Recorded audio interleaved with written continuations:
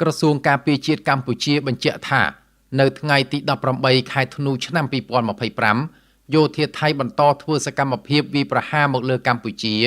នៅយុទ្ធភូមិភាគទី4ក្នុងភូមិសាស្ត្រភ្នំខ្មោចពាក់ស្បែក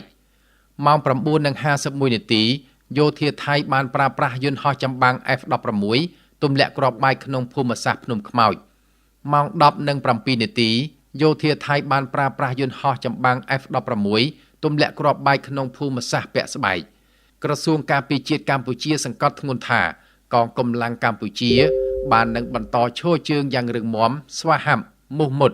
និងនៅតែតស៊ូប្រយុទ្ធយ៉ាងស្វិតស្វាញតតាំងជាមួយសត្រូវឈ្លានពាន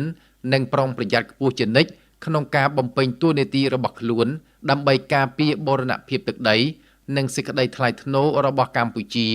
ដោយអង្អាចក្លាហាន